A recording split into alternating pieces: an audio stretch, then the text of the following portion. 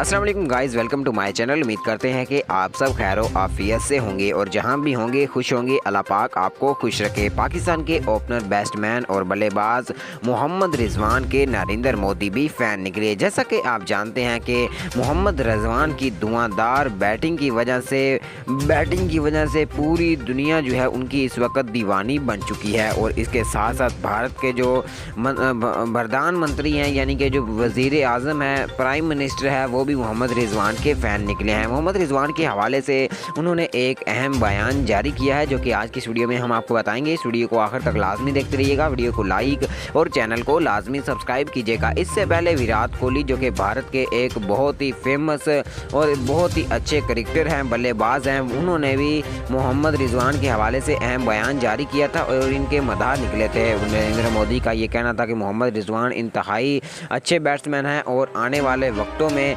ये शाहिद अफरीदी का किरदार निभाने वाले हैं और पूरी दुनिया को वो अपना मदाह इंशाल्लाह बनाएंगे।